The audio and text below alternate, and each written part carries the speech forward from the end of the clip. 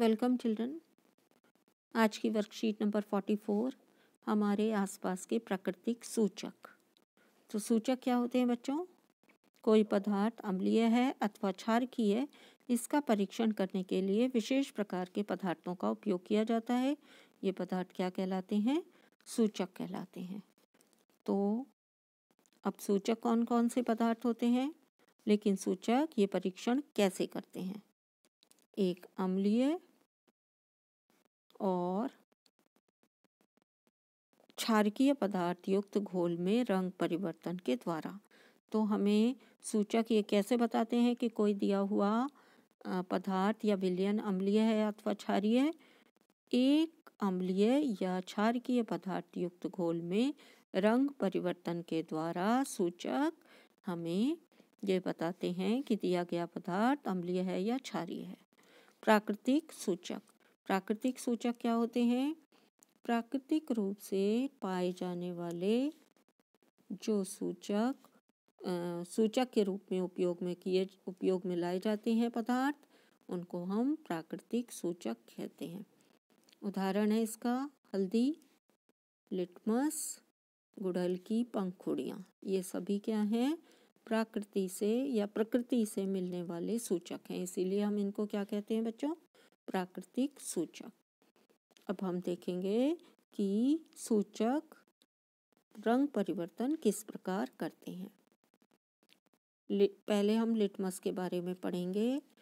Litmus एक प्राकृतिक रंजक है। रंजक यानी बच्चों रंग होता है। ये सबसे अधिक इस्तेमाल किया जाने वाला प्राकृतिक सूचक है। इसे लाइकेन से निकाला जाता है। लाइकेन एक पौधा है, तो लाइकेन नामक पौधे से निकाला जाता है। आसुत जल में इसका रंग मॉव या पर्पल होता है। पर्पल कलर का होता है ये। आसुत जल में जब घोला जाता है, यह विलयन के रूप में अथवा कागज की पट्टियों के रूप में उपलब्ध होता है। इन पट्टियों को लिटमस पत्र या लिटमस पेपर कहते हैं। लिटमस पेपर के रूप में भी होता है और लिटमस विलयन के रूप में भी उपस्थित होता है। लिटमस पेपर या पत्र दो प्रकार का होता है। एक लाल लिटमस पेपर होता है और दूसरा नीला लिटमस पेपर होता है। लेबोरेटरी में या साइंस लैब में इन्हें देखा जा सकता है और प्रयोग में लाया जा सकता है। जब नीले लिटमस को अम्लीय विलयन में डाला जाता है तो ये लाल होता है, अर्थात अम्लीय पदार्थ नीले लिटमस को लाल कर देते हैं, जबकि क्षारकीय पदार्थ लाल लिटमस पेपर को नीला कर देते हैं। तो ये बात हम याद रखने के लिए क्या करते हैं बच्चों? एक शब्द याद करते हैं जिसका मतलब होता है, जिस शब्द को हम कहते हैं अनीला। तो अनीला क्या बताता है हमें? अनीला हमें बताता है कि कौन सा लिटमस पेपर कौन से रंग को किस रंग में बदलता है, अम्ल और क्षार में। आ से बच्चों क्या हो गया? अम्ल, नी से नीला और ला से क्या हो गया? लाल। तो अम्ल क्या करते हैं? अम्ल नीले को लाल कर देते हैं। नीला क्या है? लिटमस पेपर और लाल लिटमस पेपर। तो अम्ल नीले लिटमस पेपर को लाल कर देते हैं। अनीला से क्या मतलब हुआ? अम्ल नीले लिटमस पेपर को लाल कर देते हैं। तो क्षार क्या करेंगे? क्षार इसका उल्टा करेंगे, लाल लिटमस को नीला कर देंगे। अब हम हल्दी के बारे में पढ़ेंगे। ये क्षारकीय विलयन में पीले से लाल रंग में परिवर्तित हो जाती है। अगर हल्दी पीले रंग की होती है बच्चों, आप सभी को पता है, तो अगर इस पर क्षारकीय पदार्थ डाला जाए तो क्षारकीय पदार्थ डालने पर ये हल्दी कैसी हो जाएगी?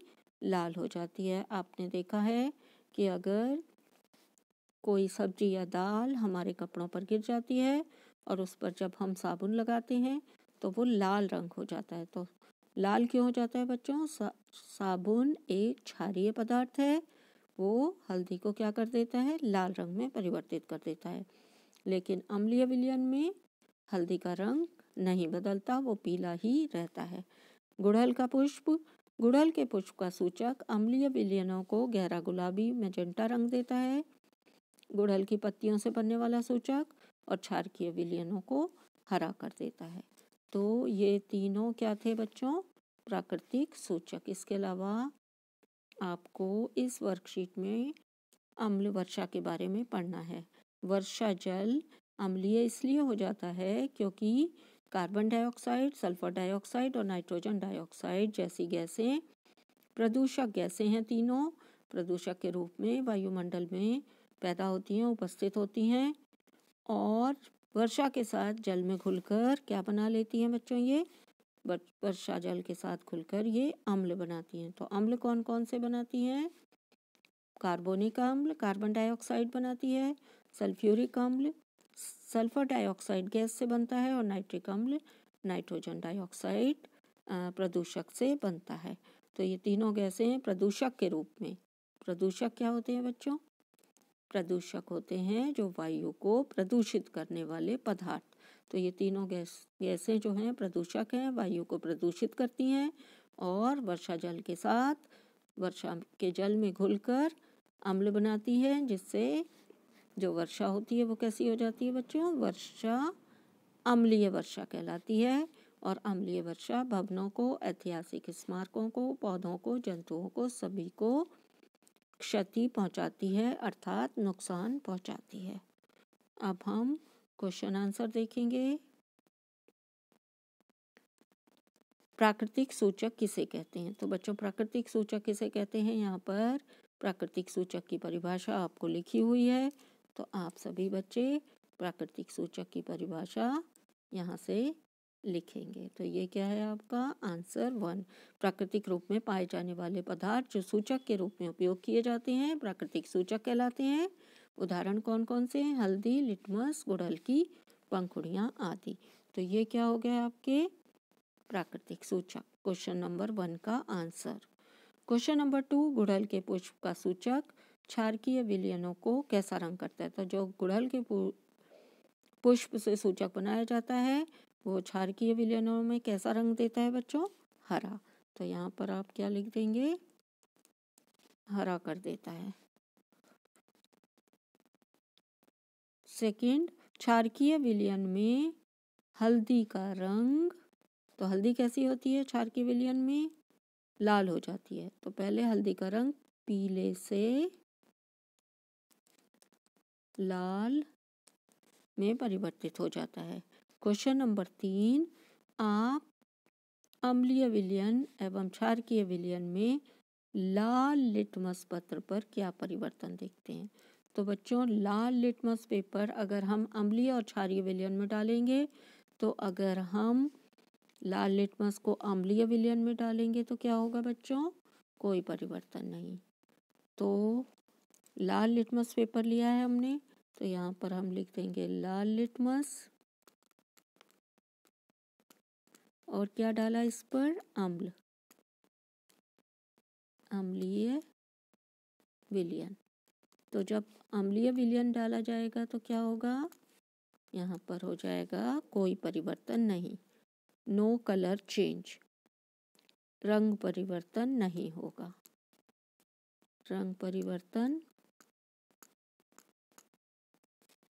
नहीं होगा। और अगर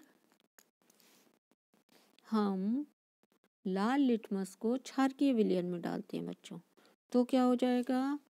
तो यहाँ पर आप लिखेंगे लाल लिटमस, इसमें क्या डाला आपने? क्षारकीय विलयन,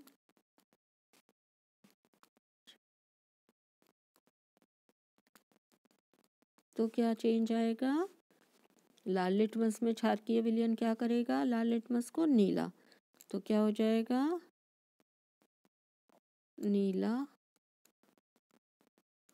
रंग देगा, नीला रंग आ जाएगा लिटमस का। तो आपको इस तरह क्वेश्चन 3 का आंसर लिखना है।